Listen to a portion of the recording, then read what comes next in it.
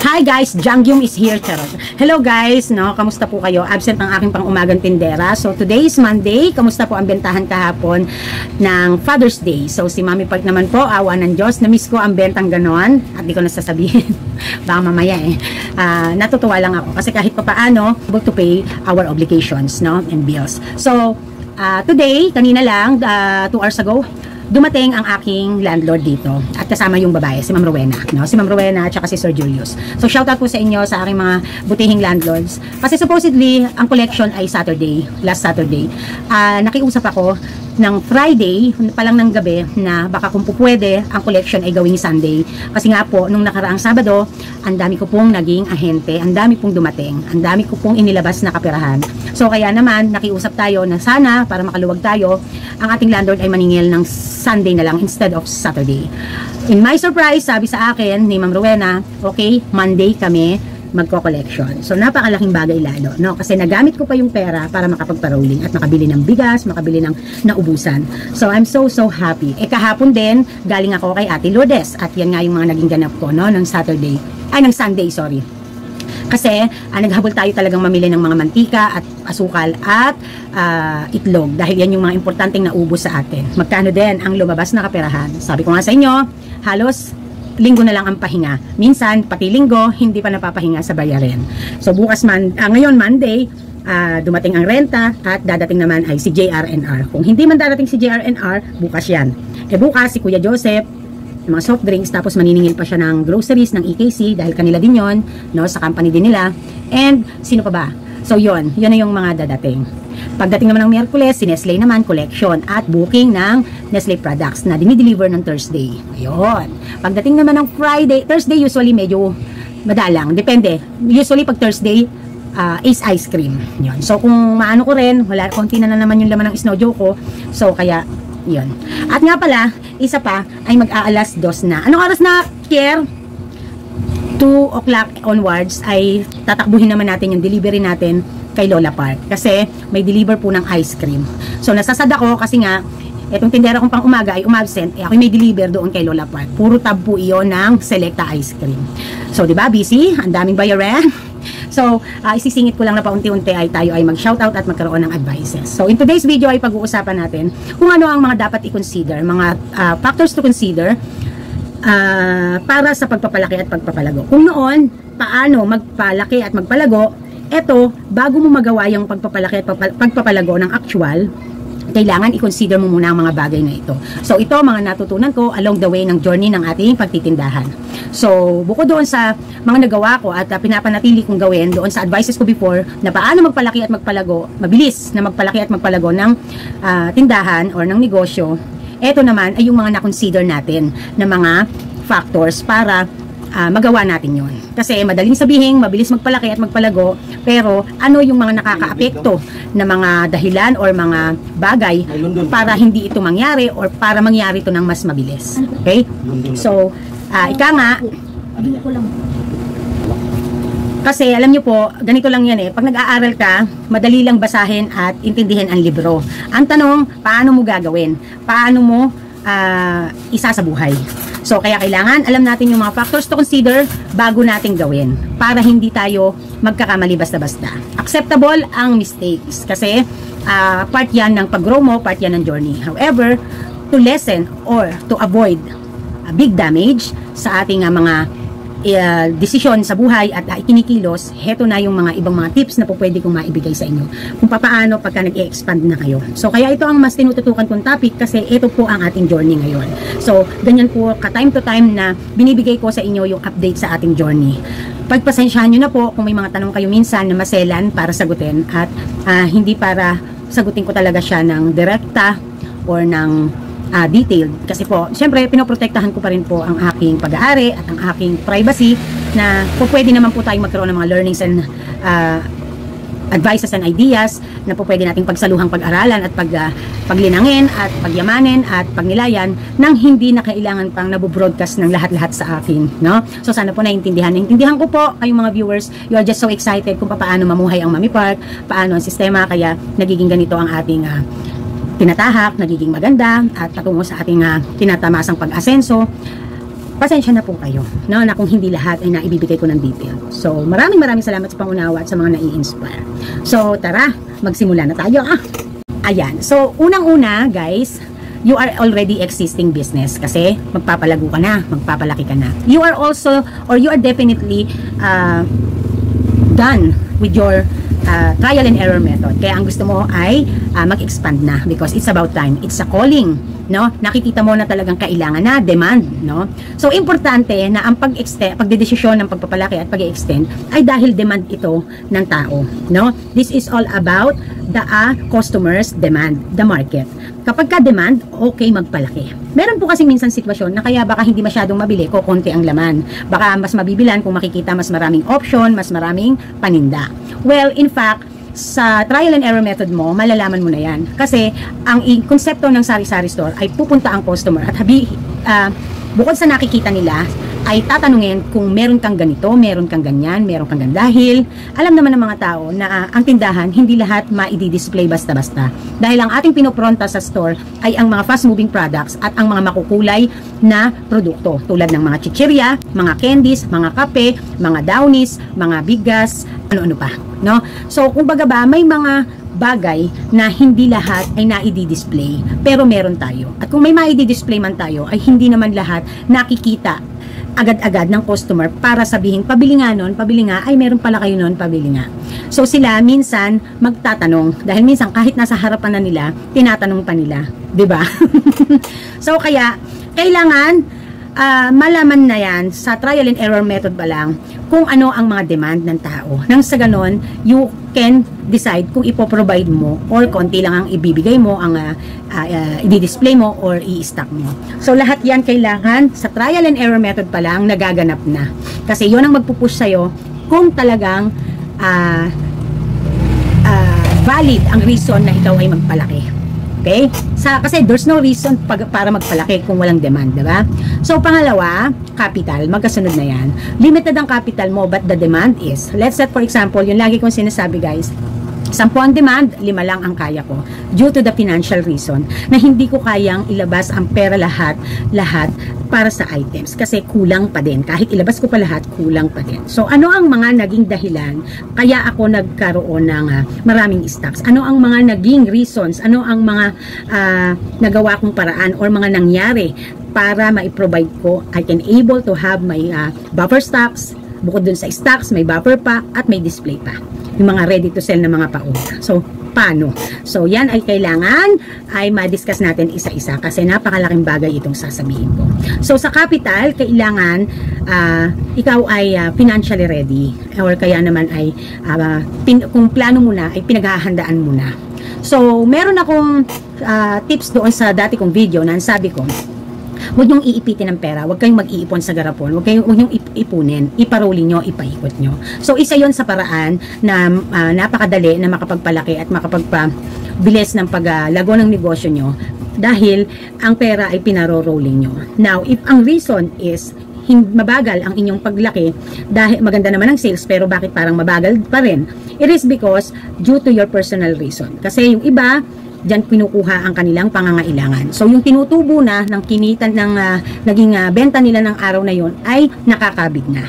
So, kaya ina-advise ko na sa mga susunod na henerasyon, sa mga susunod na mga magiging kasari, kung kayo ay magnenegosyo ng ganito, ay mas magandang hindi nyo talaga muna kukuhanan. Nang sa ganon ay mapakita ng tindahan ang kanyang galing, makapagpakitang gilas muna at makapagparolling. So, ang nangyari kasi sa akin noon, hindi ko siya kinukuhanan at kung may net income ako, ibinabalik ko ulit sa kanya. Kaya nadadagdagan, naging mabilis.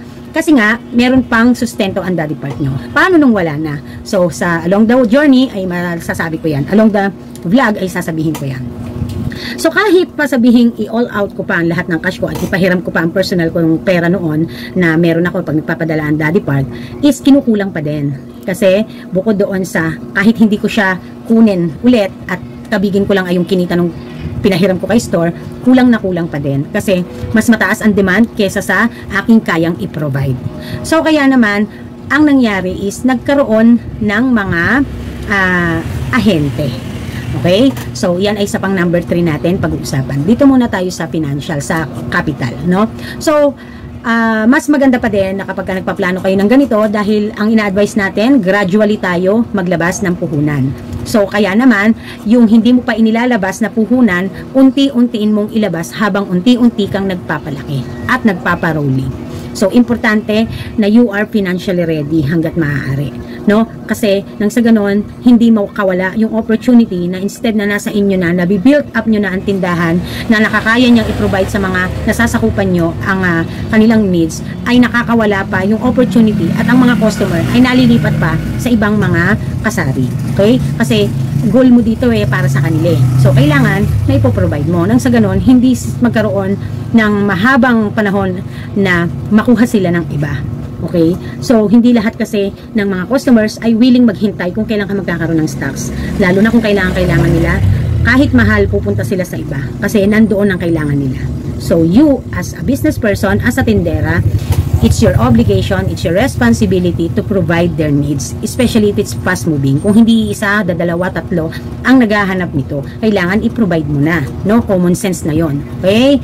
So, next would be support, no? Support to financial. So, paano? Ano ba ang mga makasusupport sa financial? Halimbawa, meron ka nga, pero kulang pa din, ano pa yung pwedeng mag-sustain sa capital mo nang sa ganun ay magtuloy-tuloy na lumaki ang iyong negosyo. So, ang kagandahan dyan, dahil sa trial and error method, doon din mo nalalaman minsan kung ang lugar nyo ay puntahin ng mga ahente. So, nandyan din ang mga opportunity na ikaw ay magkaroon ng mga terms. Okay? So, kapag ka napupuntahan ng mga ahente, less ang expenses mo when it comes to your items bago mo siya ma-access. Kasi, bakit?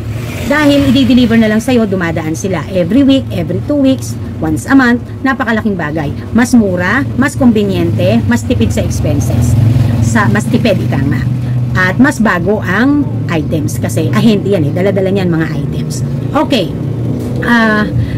Along the journey ay mga ahente na yan nag-o-offer ng terms ng consignment or kaya naman ay terms. So let me clarify this, nalilito kasi yung iba, yung between the consignment and the terms. Ang terms po kasi is under po siya ng consignment, napapaloob siya sa consignment agreement. Kasi po ang consignment agreement ay dinidiscuss dito or napapaloob dito ang mga special rules and regulations ng isang nagsusupply sa iyo para maibigay niya sa iyo ang pangangailangan mo na mga products with the payment of terms and with the mode of payment. Kung anong mode of payment ang gagamitin mo. Kung kaskas ba, kung collection ba every week, or kung cheque ba, or kung bank transfer ba or GCash transfer. Ganon, no? So, napapaloob lahat yan sa consignment agreement between the consignee and the consignor. So, para hindi natin masyadong malito pa, so, kapag ka na-offeran ka ng consignment terms, may mga special agreements yan. Let's say, for example, is hindi ka po pwedeng mag-carry ng ibang tinapay. Ikaw lang ang meron. Let's say, for example, sa consignment agreement nyo, magiging loyal ka sa kanila at sila lamang ang produktong i-carry mo at hindi ang mga kalaban nila. So, magkakaroon kayo ng close deal na papaloob sa consignment agreement yan. Para may bigyan kanilang ng terms, sige, parang ganito yan O sige, Mami Park, basta kami lang ang i-carry mong tinapay, hindi mo tatanggapin si kalaban at exclusive ka namin bibigyan. And with the terms of kuha ngayon, bayad next week. Pwede yun, di ba? So, napapaloob. May terms ka na, may special rules and regulations and agreement pa na magbe-benefit sa inyong parehas. Hindi na sila mahirapang mag-alok kung kani-kanino sa paligid mo, no, sa mga kalaban mo, kasi ikaw na mismo ang babag sa kanila para madami kang makuha at ikaw na ang magiging sentro. I-exclusive nila sa iyo. Po-protection order nila. I-under ng protection order. So, lahat yan ay napapaloob sa consignment terms. Meron po kasi yung binagbibigay ng terms na hindi ka na binibigyan ng sobrang strict na rules. Na kumbaga ba, bibigyan ka nila ng terms as long as good payer ka, nabibit mo ang minimum amount na kailangan nila para pumasok ka sa terms nila, or kaya naman ay na-maintain mo ang iyong credibility, ang iyong nababayaran mo. So, kumbaga ba, malaya ka pa din. Meron ka pa rin kalayaan na tanggapin ang ibang klase ng mga produkto, whether kaparehas siya or whether ano man siya, kalaban man siya ng produktong nabigyan ka ng terms. Okay? So, ganun po iyon. Ang terms ay under siya ng consignment agreement. Okay? So, pagdating naman po sa ganyan is magiging mga tutugon sa kakulangan ng financial mo sa pagpo-provide ng capital para magkaroon ng maraming stocks, matugunan ang demand dyan sa tindahan mo. Ang mga ahente. Kasi, yun nga, bukod sa nagdi-deliver na sila, you can able to avail their terms, their consignment terms. No? So, dito sa Mami Park, ang magandang nangyari is, kung maalala ko, ikikwento ko sa inyo. Nung una po talaga, yun nga ang problema ko. Yung demand, hindi ko problema. Kasi good problem, mataas ang demand. However, I'm lack of capital. And then, I'm also lack of space. Diba? So, ang nangyari is, natugunan ng mga consignment ang aking mga kakulangan. At nakapagpaikot pa ako. At mas na-provide ko pa yung ibang kailangan ko nang hindi nasasaktan ang financial ko. What I mean is, tulad sa sigarilyo, ang kauna-unahan po kasing nag-offer sa akin ng consignment ay ang PMFTC.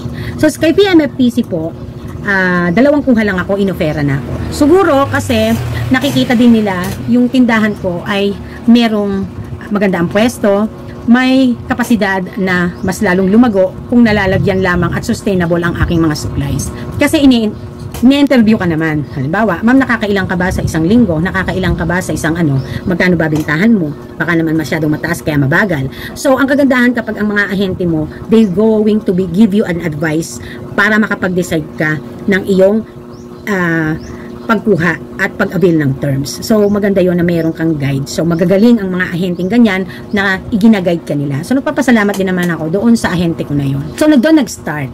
And, malaking bagay kasi na paikot ko pa yung hawak kong cash na instead na lumabas, no? Yung 10,000 ko mahigit, 13,000 mahigit, na ipamili ko pa siya sa ibang mga fast-moving products ko na mataas din ang demand.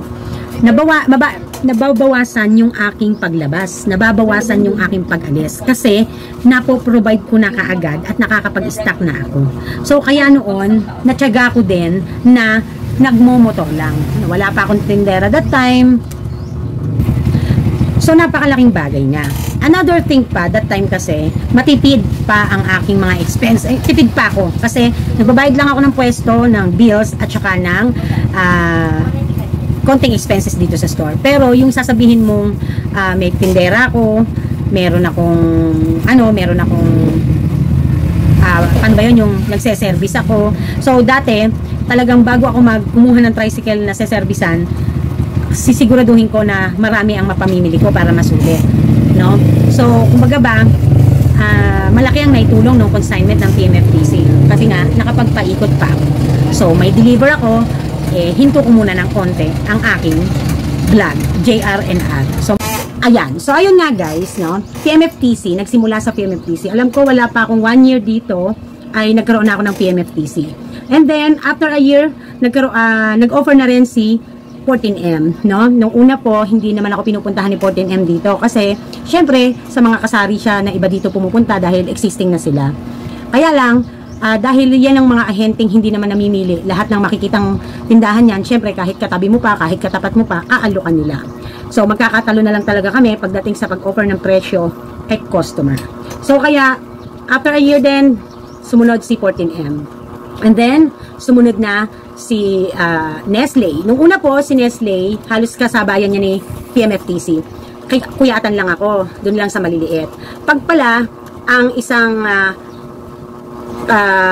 customer nila or client nila na nakakapag-purchase na ng minimum 15,000 or minimum na ganitong halaga in a month, matik po, napupunta kami doon sa malaking booking. Ibig sabihin, we can able to avail the terms dahil pwede na kaming dahil doon na kami naka-under. So kaya pala minsan hindi basta-basta yung mga maliliit na nakita kayo, na offeran kayo, hindi kayo basta-basta nile-let go, magtataka kayo.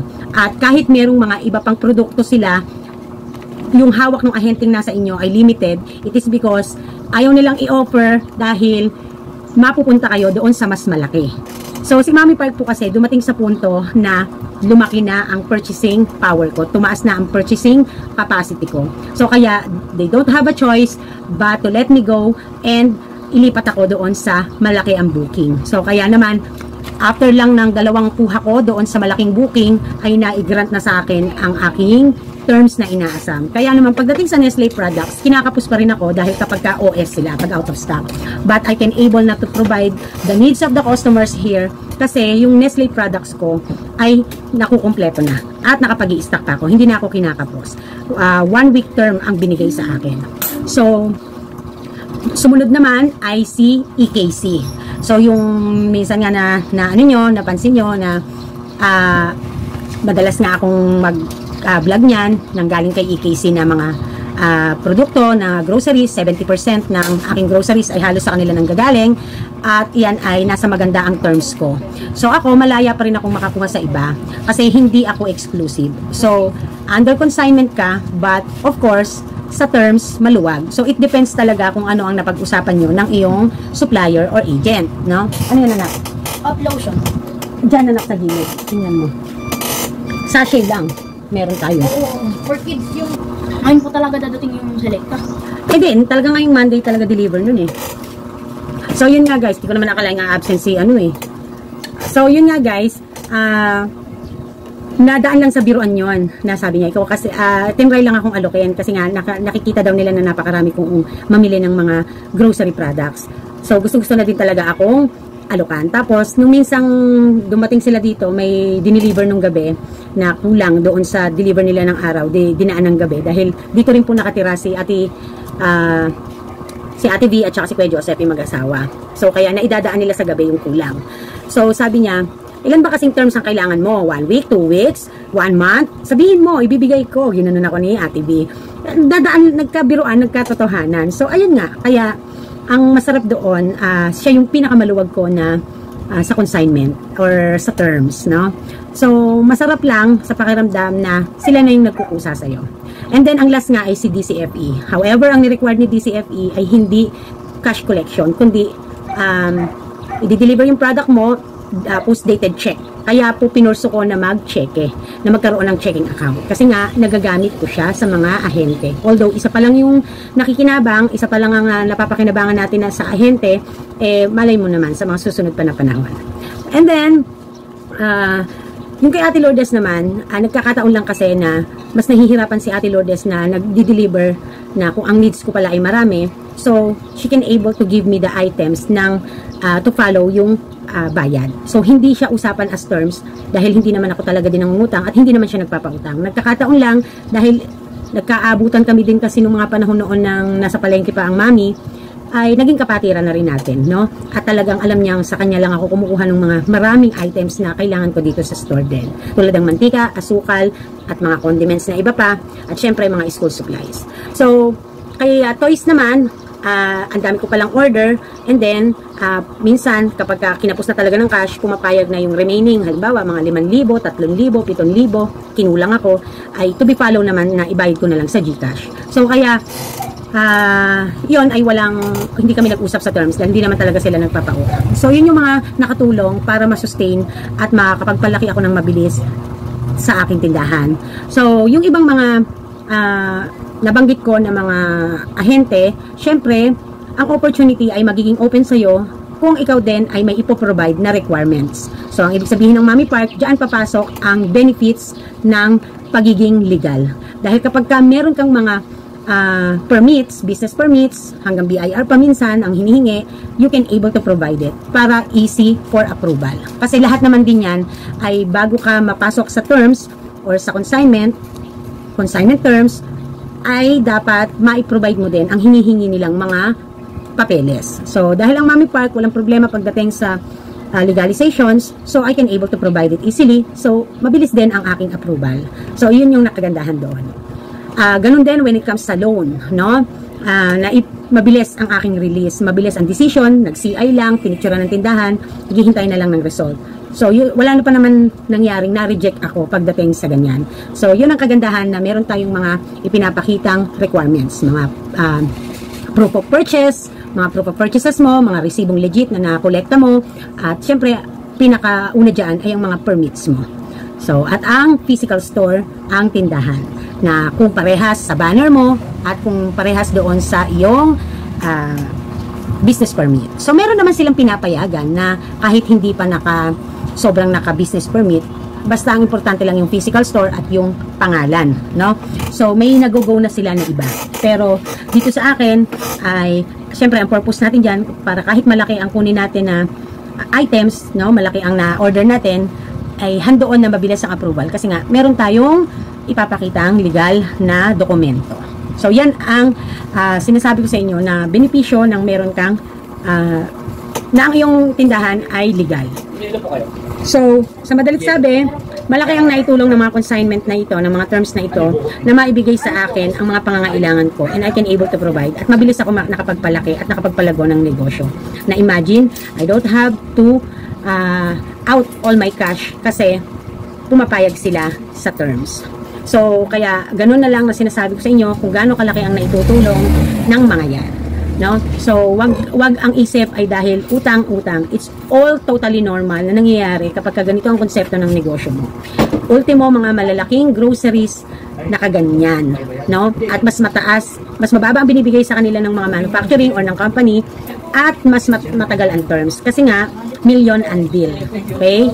So, ako, sa totoo lang, si PMFTC, inoperan din ako niyan dati ng Bisor na maibibigay nila sa akin ng mas mababa pa para makatapatan ko ng presyong selling price na ang mga taga-palengke, ang mga nag-wholesale sa palengke at mga pure gold groceries, ganyan, no? Mga malalaking groceries.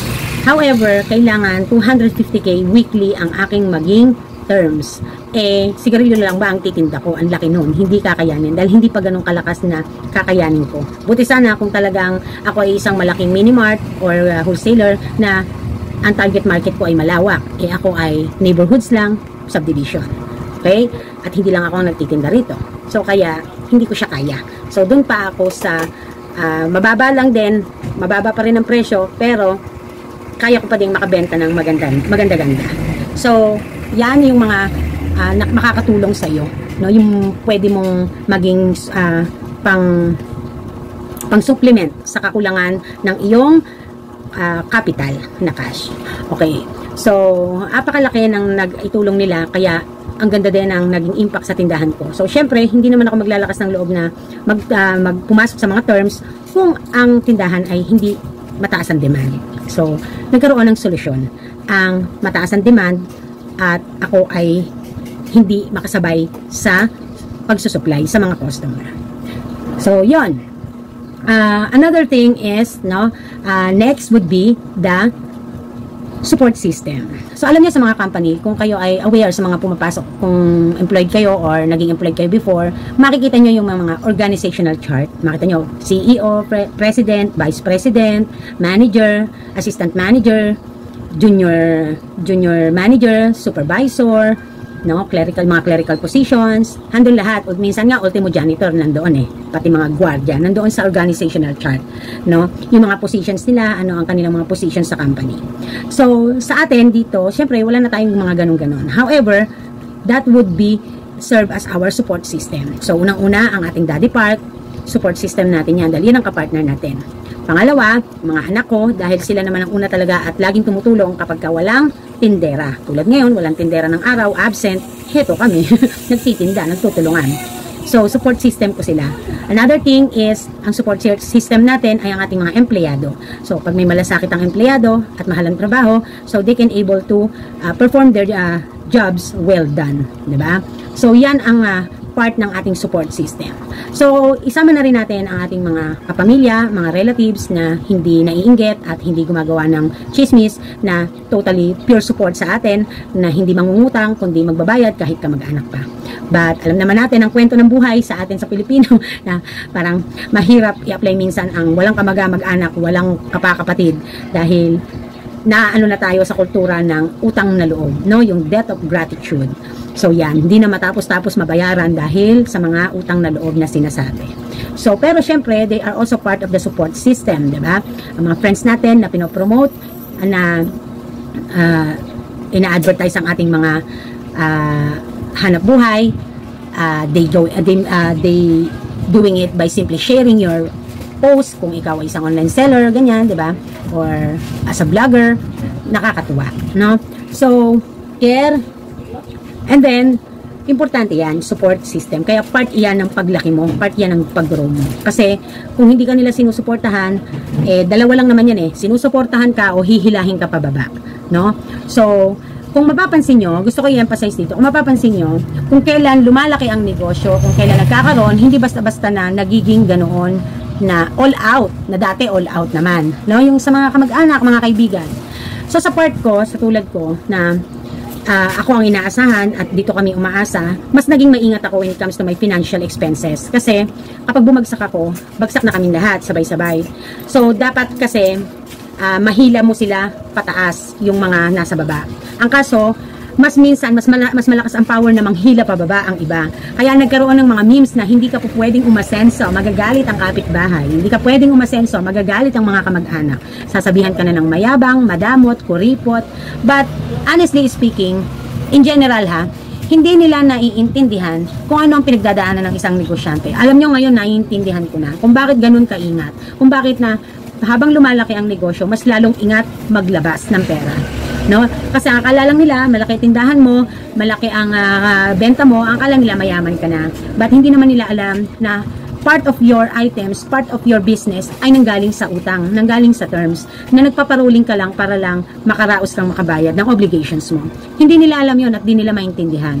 So kaya, ang papanatilihin mo, matuto kang wag pumatol at deadma sa mga negativities. Kasi pag ikaw ang nasiraan ng loob, wala nang mangyayari. Hindi na matutuloy ang pag-grow, ang pag-expand. Gawa kasi nang nasisira na ang loob mo. Kaya importante sa ating mga negosyante ang, ano bang tawag doon? Importante sa atin yung stable ang ating mental health, ang ating emotional, at syempre, pinaka-the best ay yung ating pananalig. It doesn't matter if ang religion mo ay ano ka man pang relihiyon, ano ka man pang sekta. Ang importante, yung faith mo sa Panginoon na kaya mo lahat pagdaanan at kaya mo mapagtagumpayan. Siyempre, yung pananalig mo at pagtitiwala mo sa sarili mo na kaya mong gawin ang lahat. So, always face the day ng may tuwa at sigla at pasasalamat. Be grateful, ika nga, kung ano ang meron ka. At kung gusto mong maghangad ng mas malaki at mas mataas, kikilos ka din. Diba? Nang makatao at marangal. So, mabilis ang pag-asenso mo pagka ganun. So, ako, in-apply ko talaga yan. Hindi perfect, no? Nababalita pa nga ako dito, sama ng ugali ko daw Deadma ako. Alam niyo po kung bakit? Hindi nila naintindihan what's going on sa external. No? Ang nakikita nila lang nila yung panlabas, but they don't know what's going on inside ng negosyo.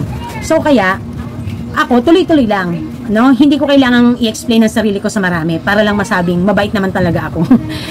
It's totally okay as long as yung mga customers ko hindi naapektuhan, na hindi sila umaalis sa akin. So kasi hindi nagbabago. Hanggat maaari, pag nandyan ako, they are my priority. Alam ng mga customers ko na they are my priority. So kaya naman, yung paglago ay tuloy-tuloy. Kasi tuloy-tuloy din, consistent din ang ginagawa mong serbisyo na mapabuti mo, mapaayos mo, at syempre higit sa lahat, mai-provide mo ang kailangan nila. So, yan yung mga factors to consider bago mo desisyonan na magpalaki. Kung handa ka sa mga yan. Okay? So, paalala, pagdating sa mga terms, gawin mo yan kung may demand. Pero kung wala, hindi mo kailangan. Kasi baka mamaya, mapasubo ka, maipit ka sa sitwasyon, ay hindi ka makabayad or malate ka, magkakaroon ka ng bad records. Tandaan din, ang isa sa kung bakit lagi kang naaprubahan o lagi mong na-avail ang mga ganyang mga pagkakataon, ay it's because yung credibility mo din. Wala kang record nang na-estapa ka.